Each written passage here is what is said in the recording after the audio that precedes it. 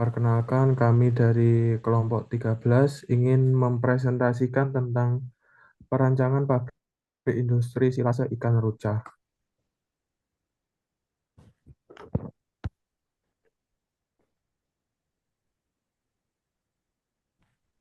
Sebelumnya, perkenalkan nama saya Rafaelian Valentino. Nama saya Zidan Rifat Nabil. Nama saya Rani Cahyatul Mukarroma. Kita akan masuk ke pembahasan latar belakang terlebih dahulu. Silase sendiri merupakan produk dari ikan utuh maupun sisa olahan ikan yang dicairkan oleh enzim dengan cara difermentasikan dengan bantuan asam maupun mikroba yang sengaja ditambahkan. Sedangkan limbah ikan sendiri terdiri atas kepala, isi perut, daging, dan tulang ikan.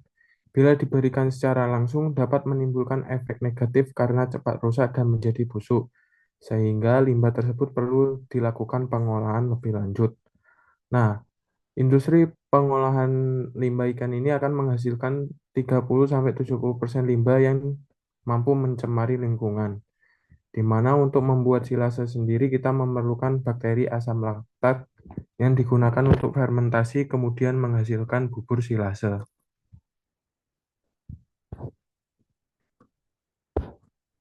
Kemudian untuk lokasi pabrik yang kami rancang yaitu berada pada Kecamatan Wenyangan, Kota Probolinggo.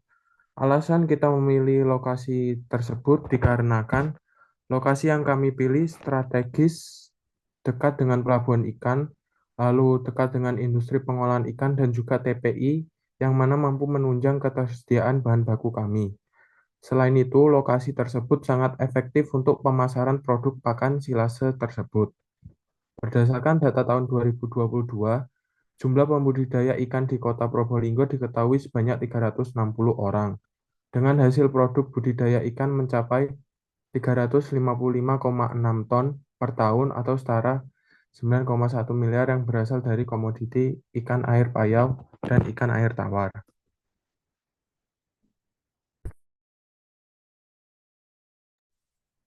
Baik, selanjutnya metodologi. Nah, yang pertama itu bahan baku.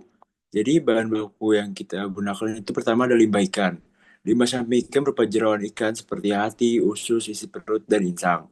Lalu ada bakteri Lactobacillus arizonensis. Itu merupakan bahan baku pembantu untuk proses fermentasi. Selanjutnya ada asam sulfat 0,18 m dan asam format 0,22 m. Kedua senyawa kimia tersebut ditambahkan dengan tujuan menghentikan proses hidrolisis enzimatik yang terjadi pada proses biologi silase ikan. Asam sulfat 0,18 m dan asam format 0,22 m juga mampu untuk mencegah pertumbuhan bakteri yang merugikan dan menjaga kualitas produk akhir. Selanjutnya terdapat mesin dan peralatan, ada crusher untuk menghancurkan limbah ikan, ada tangki mixer, tempat pencampuran bahan silase, mesin sterilisasi, alat pretreatment untuk silase, dan tangki fermentasi untuk tempat fermentasi berlangsung. Selanjutnya proses produksi. Proses produksi terbagi menjadi dua. Yang pertama ada proses fermentasi.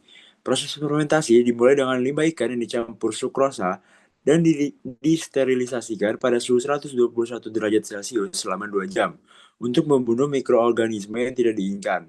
Setelah itu bahan diinokulasi dengan bakteri Lactobacillus arizonensis dan difermentasi dalam reaktor pada suhu 29 derajat Celcius selama 24 jam sehingga menghasilkan silase dengan pH rendah yang stabil dan bernutrisi tinggi sebagai pakan ternak. Proses selanjutnya yaitu proses sintesis. Proses sintesis dimulai dengan penggilingan limbah ikan menjadi partikel kecil yang dicampur dengan asam untuk mendorong aktivitas enzim dan menghambat bakteri pembusuk. Selanjutnya, proses liquefaksi dilakukan dengan pemanasan pada suhu 30 derajat Celcius untuk memecah protein dan lemak, diikuti dengan pemanasan lebih lanjut untuk memisahkan minyak ikan yang dapat dimanfaatkan secara terpisah.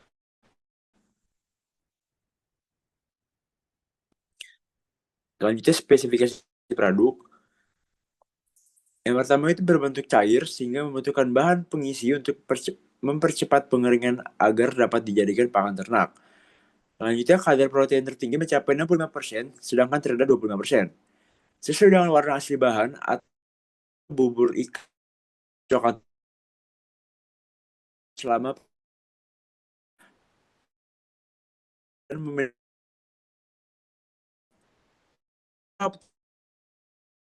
3,4,2 berhasil fermentasi.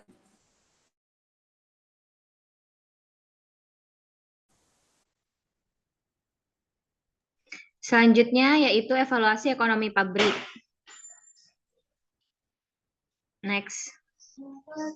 Yang pertama adalah BEP atau break even point. BEP merupakan titik impas, yaitu kondisi di mana total pendapatan dari penjualan produk atau layanan sama dengan total biaya yang dikeluarkan untuk memproduksinya tanpa keuntungan atau kerugian.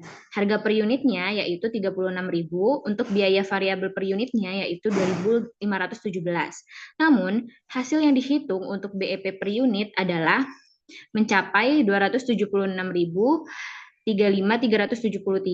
Dalam hal ini, BEP per unit menunjukkan bahwa untuk mencapai titik impas, perusahaan perlu menjual sekitar 276.000 per unit produk.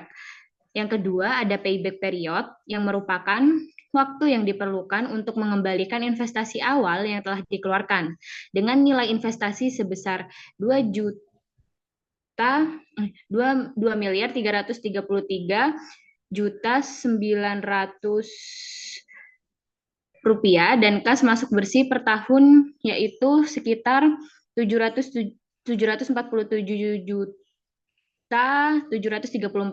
Perusahaan akan membutuhkan waktu sekitar 3,12 tahun untuk mengembalikan investasi awal yang telah dikeluarkan. Payback period ini menunjukkan efisiensi proyek dalam menghasilkan keuntungan dan menutupi biaya awal.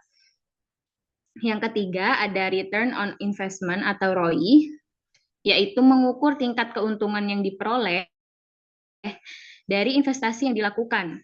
Hasil ini menunjukkan bahwa proyek menghasilkan 225% keuntungan dari total biaya yang telah dikeluarkan, yang menandakan proyek ini sangat menguntungkan. Dan terakhir, ada net present value. NPV adalah metode untuk menilai kelayakan investasi dengan memperhitungkan nilai waktu uang.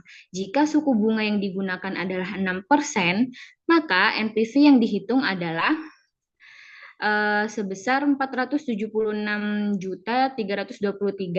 Nilai positif dari NPV ini menunjukkan bahwa proyek ini akan menghasilkan keuntungan lebih besar daripada biaya investasi yang dikeluarkan, bahkan setelah mempertimbangkan waktu dan suku bunga. Oleh karena itu, proyek ini layak untuk dijalankan. Next. Sekian presentasi yang dapat kami sampaikan dari hasil perancangan unit produksi hasil perikanan kelompok 13, yaitu perancangan pabrik silase pakan ikan. Kurang lebihnya mohon maaf. Wassalamualaikum warahmatullahi wabarakatuh.